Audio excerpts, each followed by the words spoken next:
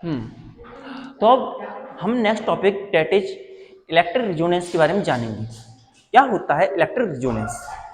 जैसा कि हम लोगों को पता है, हर एक पार्टिकल जो होता है एक फिक्स फ्रीक्वेंसी से वाइब्रेट करता है, और वो फिक्स फ्रीक्वेंसी जो होती है उस पार्टिकल की नेचुरल फ्रीक्वेंसी कही जाती है। That frequency is said to be the natural frequency of that particle. हम जब सर्किट से या कहीं से एक इलेक्ट्रिकल सिग्नल के द्वारा जब एनर्जी एनर्जी प्रोवाइड करते हैं, और जो एनर्जी हम प्रोवाइड कर रहे हैं अगर उसकी फ्रीक्वेंसी उस पार्टिकल की नेचुरल फ्रीक्वेंसी से मैच कर जाए, तो ऐसी कंडीशन में एम्पलीट्यूड कई गुना बढ़ जाता है, और that phenomenon is called resonance. इसका एग्जांपल हम लें, जैसे स्विंग।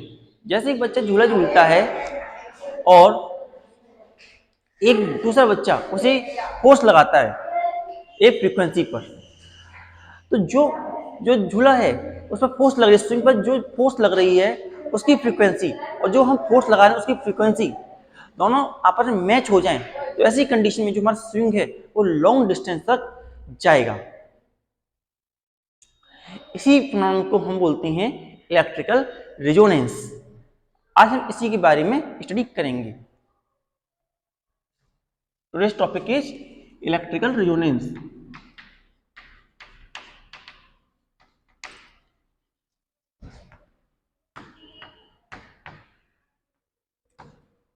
Electrical resonance.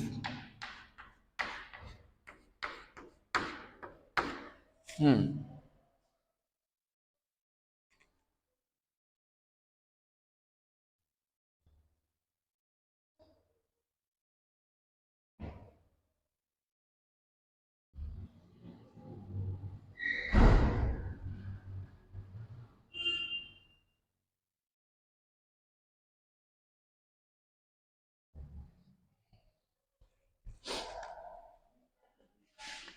हम्म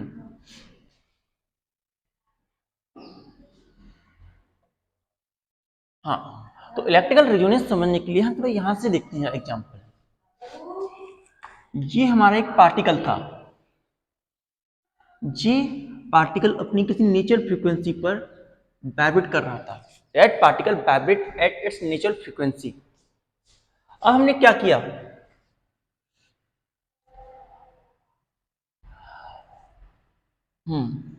हमने इलेक्ट्रिकल सिग्नल दिया या किसी तरीके से इस पर पावर दी गई, और जो पावर हमने दी या एनर्जी हमने दी उस पावर की फ्रीक्वेंसी जो थी इसकी फ्रीक्वेंसी मैच कर गई। तो ऐसी कंडीशन में इसका एम्पलीट्यूड कई गुना इंक्रीज हो जाएगा। Amplitude increases many time. जो एम्पलीट्यूड है वो कई गुना बढ़ जाएगा, और इसी फिनोमेनन को हम इलेक्ट्रिकल रिजोनेंस कहते हैं। इलेक्ट्रिकल रिजोनेंस जो होती है उसकी बेसिस पे हम आरएलसी सर्किट बनाते हैं। आरएलसी सर्किट के अंदर ये तीनों सर्किट जो होते हैं R L and C series में कनेक्ट होते हैं, और आरएलसी सर्किट एक ऐसा सर्किट होता है जो कि मैक्सिमम वैल्यू ऑफ करंट देता है एट अ गिवन फ्रीक्वेंसी, या जो रिक्वायर्ड फ्रीक्वेंसी होती है उस पर मैक्सिमम अमाउंट ऑफ करंट देता है। ऐसे सर्किट को हम रिजोनेंस इलेक्ट्रिकल रिजोनेंस सर्किट कहते हैं। Electrical resonance circuit.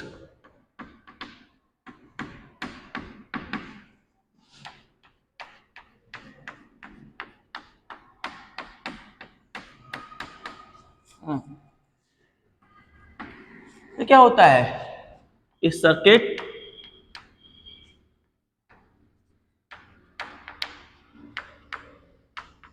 Consist of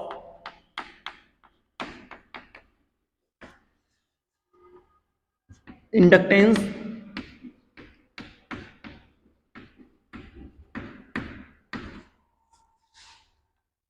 capacitance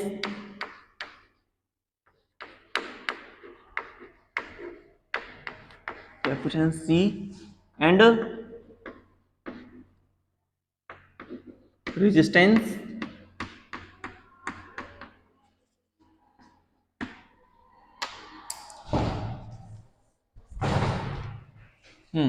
resistance in series, resistance in series that give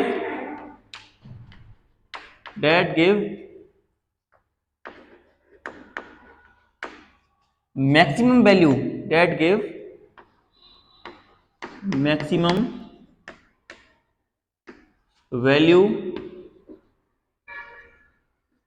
of the current at a given frequency, at a given frequency.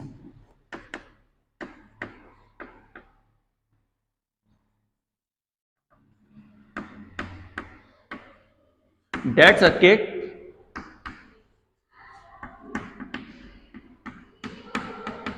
is called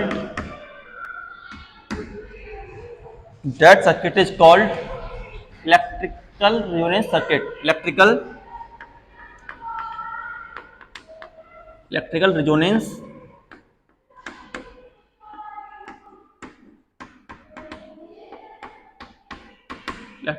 circuit.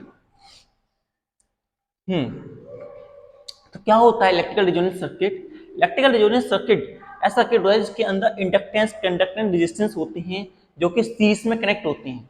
They connected in series और उनकी जो value होती है किसी particular frequency पर maximum value of current देती है। Particular frequency पर मैक्सिमम वैल्यू करंट पाने के लिए जिस सर्किट का हम यूज करते हैं उसे इलेक्ट्रिकल रेजोनेंस सर्किट कहते हैं। और उसमें जो फिनोमेनन यूज होती है वो रेजोनेंस की फिनोमेनन यूज होती है, उसमें रेजोनेंस की फिनोमेनन यूज होती है। जैसा कि हमने पढ़ा था जो इंपीडेंस होता है आरएल सर्किट के अंदर, इंपीडेंस जेड की वैल्यू क्या होती है?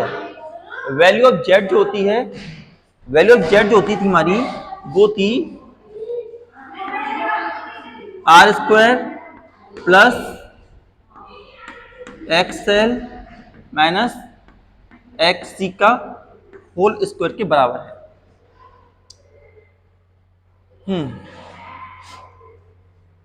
और जो हमारी वैल्यू ऑफ करंट होती है, करंट की वैल्यू जो होती है, ई की वैल्यू होती है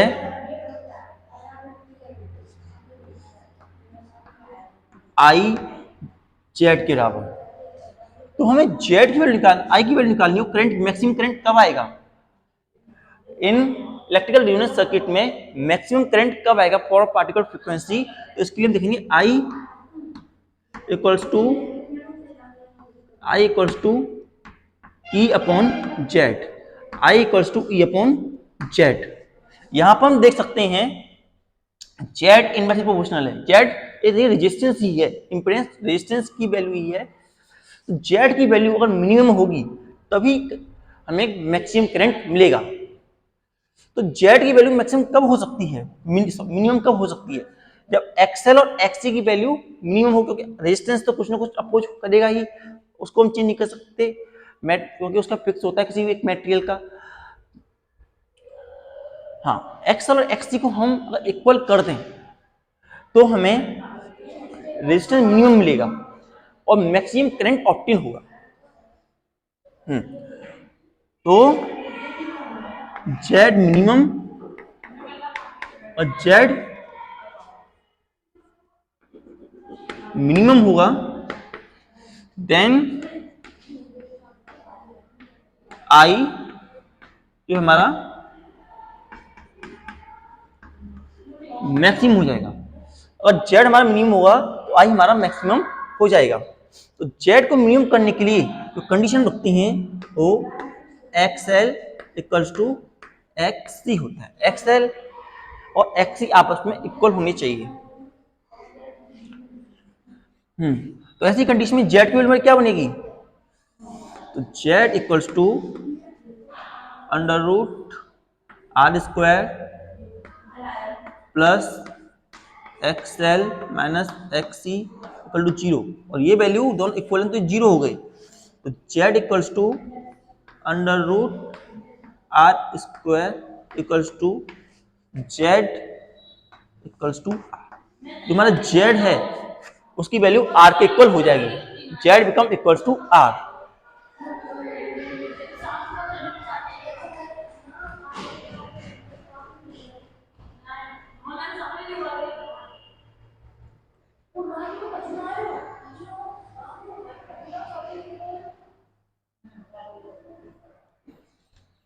हाँ, जो वैल्यू ऑफ जेड है वो आर के बराबर हो जाएगी इस तरीके से।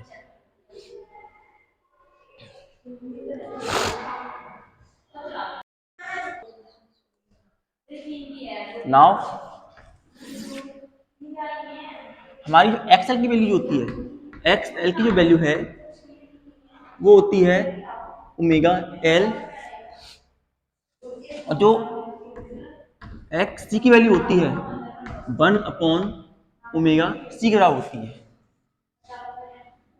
एक्स एल और एक्स सी के बराबर हमारी वैल्यूज आती हैं, और जैसे हमने कहा एक्स एल जो है एक्स सी के इक्वल है, तो omega L equals to 1 omega C. Now omega को इतना ले लिया, ओमेगा का whole square equals to 1/LC, तो ओमेगा स्क्वायर, ओमेगा की वैल्यू जो हमें मिलती है 1/√LC के बराबर मिलती है, और ओमेगा 2πV के बराबर था, तो 1/√LC, तो V बराबर 1/2π√LC हमें वैल्यू ऑब्टेन होती है फ्रीक्वेंसी की। जो इलेक्ट्रिकल रेजोनेंस सर्किट होते हैं वो हमारे यूज होते हैं for transmitting the signals, signals को एक जगह से दूसरी जगह ट्रांसफर करने के लिए हम इन सर्किट का यूज करते हैं, क्योंकि जो हमारी इंफॉर्मेशन होती है, इंफॉर्मेशन की जो फ्रीक्वेंसी होती है, सर्किट होते हैं उनका एम्पलीट्यूड या इतना नहीं होता कि वो लॉन्ग डिस्टेंस को ट्रेवल कर सकें, उनमें इतनी पावर नहीं होती कि वो लॉन्ग डिस्टेंस को ट्रेवल कर सकें। इसी वजह से हम इन सर्किट का यूज करते हैं, उन्हें रेजोनेट कराते हैं। सर्किट को एक पार्टिकुलर फ्रीक्वेंसी पर वाइब्रेट किया जाता है, और हर एक चैनल या एफएम रेडियोस होते हैं उन सबकी एक फिक्स फ्रीक्वेंसी होती है। जो हमारे चैनल्स आते हैं उनकी एक फिक्स फ्रीक्वेंसी होती है। अगर चैनल की फ्रीक्वेंसी और हमारी फ्रीक्वेंसी दोनों मैच कर जाते हैं, तो ऐसी कंडीशन में वो चैनल हमें अपने टीवी पर विजिबल होने लगता है, क्योंकि एक बार में टीवी पर कई सारे चैनल आते हैं, लेकिन जिस चैनल की फ्रीक्वेंसी हमारे चैनल की फ्रीक्वेंसी से मैच कर जाती है वही चैनल हमारी टीवी पर अकर होता है, और हम इस काम को बड़ी इजीली रिमोट से कर सकते हैं। By we can change the frequency and see what the channel we want to see. उसमें भी हमारे RLC सर्किट ही वर्क करती है। इसी देखिए एफएम रेडियो जो होता है उसकी भी एक फिक्स फ्रीक्वेंसी होती है। हम ट्यून करते हैं भाई, हम चाहें तो ट्यून करने के लिए इंडक्टेंस को चेंज कर सकते हैं, कैपेसिटेंस को चेंज कर सकते हैं, रेजिस्टेंस को चेंज कर सकते हैं। What ever by changing the value of resistance, impedance की वैल्यू चेंज करके हम अमाउंट ऑफ करंट चेंज कर सकते हैं, और अमाउंट ऑफ करंट चेंज होने से जो उसकी फ्रीक्वेंसी है, क्योंकि ज़्यादा करंट देंगे, जिस चैनल को हम ज़्यादा करंट दे देंगे उसकी फ्रीक्वेंसी ज़्यादा होगी, और वही चैनल हमें ज़्यादा ऑब्जेक्ट होगा और मैक्सिमम अमाउंट देखने को मिलेगा। कई बार क्या होता है कि कई सारे चैनल एक बार में हमारे टीवी पे आ जाते हैं, बारिश के मौसम में या कभी भी मौसम खराब होता है या किसी और कंडीशन से आ जाता है, तो कई सारे चैनल हमें एक ही बार में दिखते हैं, तो वो थोड़ा सा किचपिच सी हमें देखने को मिलती है। तो इसको स्टॉप करने के लिए जो अमाउंट ऑफ करंट होता है वो बढ़ाया जाता है, जिससे कि उसकी फ्रीक्वेंसी जो होती है ज़्यादा हो जाती है, और फिर हमें केवल एक ही चैनल दिखाई देता है, बाकी सारे चैनल की जो फ्रीक्वेंसी वो लो डाउन हो जाती है, रेजोनेट नहीं होते वो।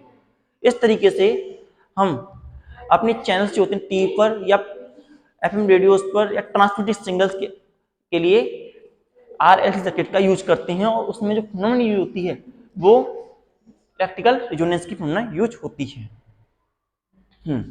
जैसे हम एक यहाँ पे देखते हैं,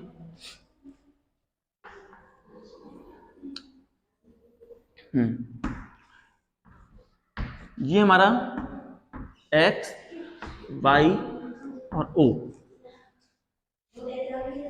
यहां पर ये हमारा रेजिस्टेंस था, ये it is our resistance, amplitude of resistance था ये। और जब हमारे रेजिस्टेंस का एम्पलीट्यूड यहाँ पे था, तो रेजिस्टेंस का एम्पलीट्यूड जब यहाँ पे था, तो ऐसी कंडीशन में हमने करंट की वैल्यू भी बढ़ाई। करंट की वैल्यू बढ़ाई तो हम क्या नोटिस करते हैं, करंट की वैल्यू मैक्सिमम होती है उस कंडीशन के लिए जहां पर एम्पलीट्यूड ऑफ रेजिस्टेंस और एम्पलीट्यूड ऑफ करंट आपस में मैच कर रहे हैं। जहां पे एम्पलीट्यूड ऑफ रेजिस्टेंस और एम्पलीट्यूड ऑफ करंट आपस में मैच कर रहे हैं, वहीं पे हमारी करंट की पीक वैल्यू में मिलती है आई नॉट। और यहाँ पर मान लेती हैं, इस थोड़ा बड़ा बना देता हूं मैं,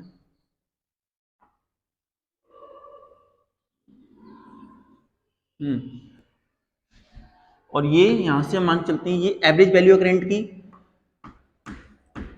आई नॉट रूट टू, यहाँ पे भी आई नॉट रूट टू, ये रेजिस्टेंस का एम्पलीट्यूड है। यहाँ पर रेजिस्टेंस की पीक वैल्यू होती है, वहीं पर हमें मैक्सिमम अमाउंट ऑफ करंट मिलता है। और by change the resistance we can change the amplitude of current also। अगर हमारे जो रेजिस्टेंस की ये वैल्यू है, अगर हम रेजिस्टेंस की वैल्यू चेंज करते हैं, जैसे सपोज करते हैं कि यहाँ पर हमारा एक चैनल चल रहा था और हमने अपना चैनल को ट्विस्ट किया और यहाँ पर चैनल को लेकर के आ गए। अब हम चाहते हैं चैनल को चेंज करना, तो हमने क्या किया, रेजिस्टेंस को चेंज कर दिया, और रेजिस्टेंस को चेंज करके हम ले गए यूं कुछ। अब हमने रेजिस्टेंस को चेंज करके यहाँ पे यूं कर दिया, ये हमारा फर्स्ट था। अब हमने चैनल को चेंज किया, और चैनल को चेंज किया और बाई चेंज रेजिस्टेंस आर, ये हमारा आर है, इसको हमने चेंज कर दिया, we change the value of R. जैसे ही हमने आर की वैल्यू को चेंज किया, तो रेजोनेंस जो था सर्किट का वो कि दूसरे चैनल से जाके मिल गया, दूसरे चैनल पे जाके मिला, और रेजोनेंस फिर यहां पर यूं बना, रेजोनेंस जो बना वो यहां बना, और यहां पर हमारा चैनल नंबर 2 था। सोच सकते हैं पहले हमारा डोरेमोन चैनल चल रहा था, यहाँ पर डोरेमोन चल रहा था रेजिस्टेंस के ऊपर। हमने सोचा कि हमें डोरेमोन नहीं देखना, हमें शिनचैन देखना है, तो हमने क्या किया कि हमने यहाँ से रेजिस्टेंस को चेंज कर दिया। चैनल नंबर 2 पर शिनचैन चल रहा था, तो वहां से हमने क्यू चलाया, और यहाँ से हमारा एम्पलीट्यूड इससे मैच कर गया, और यहाँ पर हमारा शिनचैन आ गया। और जो ये था डोरेमोन जो था उसकी फ्रीक्वेंसी लो डाउन हो गई। असल में और भी कई सारे चैनल अपनी कुछ फ्रीक्वेंसी पर यूं रोटेट करते रहते हैं, मूव करते रहते हैं, लेकिन वो हमें विजिबल नहीं होते, क्योंकि ये सारे चैनल की जो फ्रीक्वेंसी होती है, अमाउंट ऑफ करंट जो मिल रहा होता है वो बहुत ही कम होता है as compare to that channel which is at the top. जो हम देख रहे हैं उसके कंपेरिजन में उनको मिलने वाला करंट या उनका रेजोनेंस बहुत ज़्यादा कम होता है, जिसके कारण वो हमें नहीं दिखते। तो किसी भी चैनल को ऑब्जर्व करने के लिए हमें रेजोनेंस को उसका मैच करना पड़ता है, और जब रेजोनेंस मैच हो जाती है तो वो चैनल हम उसे क्लियरली देख पाते हैं। तो नेक्स्ट टॉपिक है हमारा quality factor. Quality factor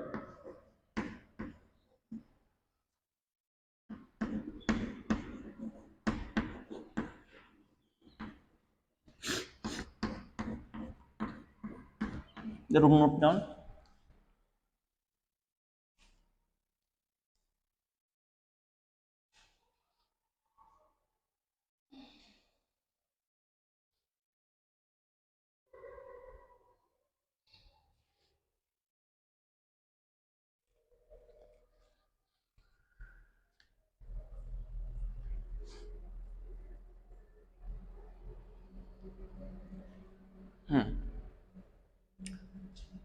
quality factor और शार्पनेस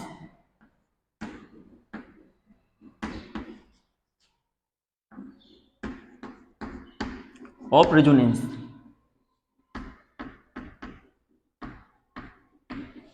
क्वालिटी फैक्टर और sharpness of the resonance.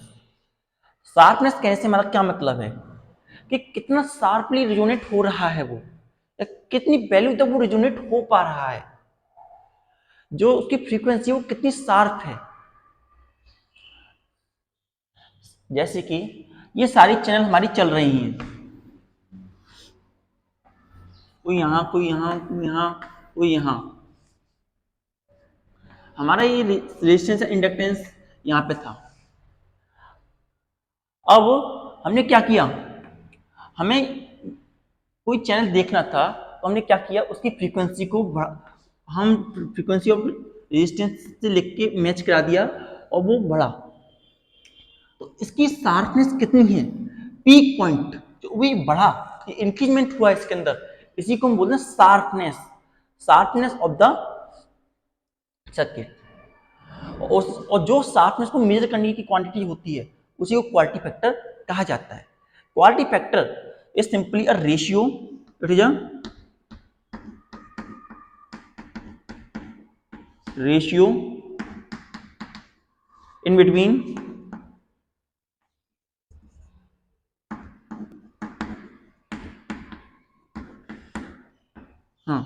quality factor, it is a ratio in between the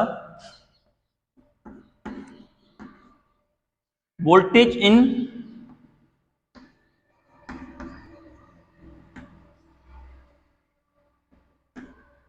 inductance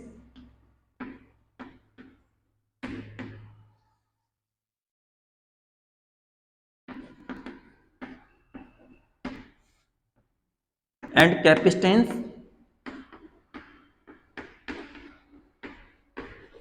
inductance and capacitance to the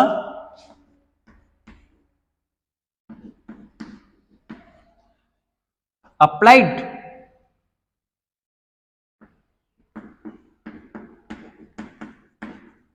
voltage in resistance।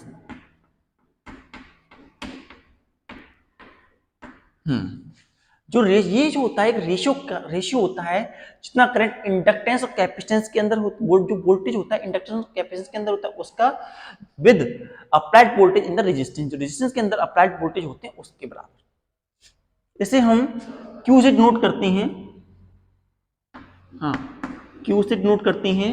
And ये जो होती है dimension less quantity होती है, dimension less. Dimension less क्यों, क्योंकि इसके पास रेशियो है, ये एक ratio, it just an ratio, और रेशियो जो होते हैं इनका डायमेंशन नहीं होता। तो यहां देखिए, तो Q जो होता है बराबर होता है वोल्टेज इन L और C upon applied voltage, applied voltage R। इसके बराबर हमारी वैल्यू आती है।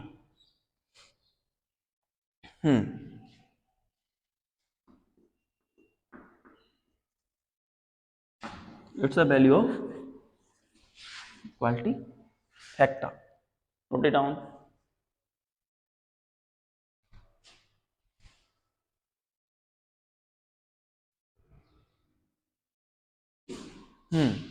नाउ हम सेपरेटली देखेंगे, we will see separately quality factor in L and C. L and C में अलग अलग कैसा क्वालिटी फैक्टर आता है। First Q for inductance,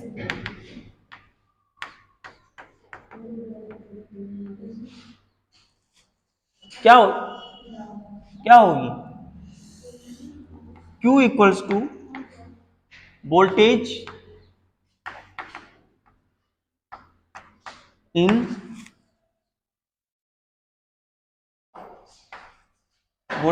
L upon voltage in R।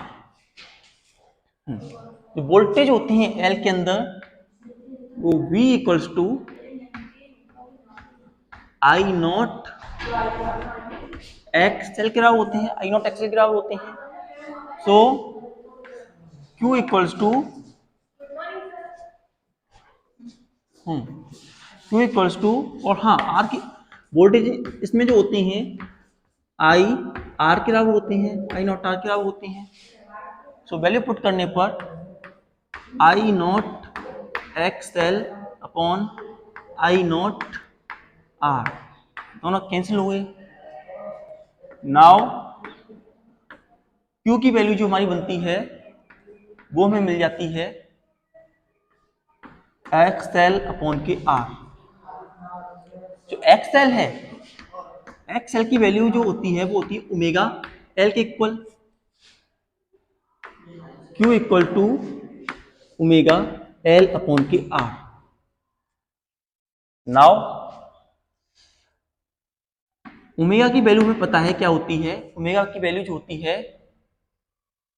अभी निकाला है 1 अपॉन एल सी। ओमेगा की वैल्यू 1 अपॉन एल सी के बराबर होती है। ओमेगा की वैल्यू यहां पुट कर देते हैं। So Q equals to L upon R and 1 upon under root L C. Now एक एल से एक एल कट गया तो हमारे पास क्या बचता है 1 upon R under root L upon का सी। तो क्वालिटी फैक्टर क्या निकला, वैल्यू ऑफ Q हमारे पास I 1 upon R 1 upon R under root L upon C. 1 upon R under root L upon C value निकल के I in the case of inductance. Second, in the case of capacitance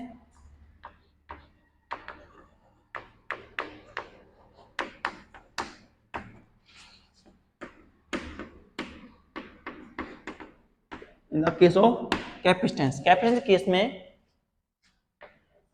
Q equals to voltage in capacitance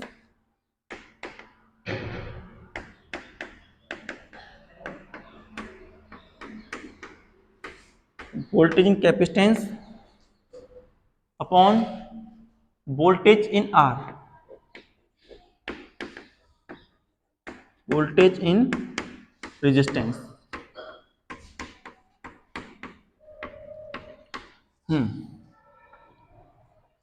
जो voltage होते हैं capacitance के अंदर x सी के अंदर होते हैं, एक्स सी, हाँ, वी जो हम निकालेंगे वो हमारा निकलेगा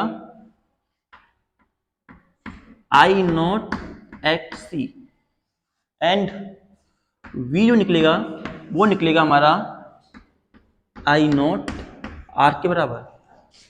नाउ क्यू की वैल्यू हमारे पास क्या बनती है, क्यू की वैल्यू बनती है हमारे पास I naught X C upon I naught R. I से आई कैंसल हो गया, क्या बचता हमारे पास Q equals to X C upon R. अब बताया एक्स टी की वैल्यू क्या होती है, थैंक यू बेटा, एक्स टी की वैल्यू क्या होती है 1 upon omega C. X T की वैल्यू होती है 1 अपॉन ओमेगा सी के बराबर होती है। तो हम इस वैल्यू को यहां रखते हैं तो Q इक्वल टू बनता है हमारा 1 अपॉन ओमेगा सी आर, और ओमेगा की वैल्यू पता है 1 अपॉन एल सी होती है। ओमेगा की वैल्यू हमारी 1 अपॉन एल सी के बराबर होती है, तो उससे वैल्यू को रखते हैं तो Q की वैल्यू हमारी बन जाती है अंडर रूट LC CR, और जब थोड़ा सॉल्व करने पर Q की value 1/R equal to √L/C के बराबर ही यह वैल्यू हमारी निकलती है। तो इंडक्टेंस और कैपेसिटेंस दोनों के केस में हमें क्वालिटी फैक्टर की सेम वैल्यू मिलती है। और क्वालिटी फैक्टर जो होता है इनवर्सली प्रोपोर्शनल होता है रेजिस्टेंस के। हम देख सकते हैं अगर हम रेजिस्टेंस कम करेंगे, lesser the resistance sharp will the more will the sharpness, resistance कम से कम होगा और उसमें एम्पलीट्यूड ज़्यादा से ज़्यादा होगा, तो इसी कंडीशन में हमें शार्प मिलेगा, हमारी चैनल की क्वालिटी अच्छी आएगी। जैसे हमारे मेगा पिक्सल्स होते हैं 144, 240, 360, 480, ये जो होते हैं शार्पनेस को इंडिकेट करते हैं। शार्पनेस होने से क्या होता है कि हमें क्लियरिटी आती है, और हमें क्लियरिटी आती है। ये शार्पनेस केवल वीडियो की नहीं, साउंड की भी हो सकती है, और चैनल की, कलर्स की भी हो सकती है, and many of the things, उन सब की ये शार्पनेस हो सकती है।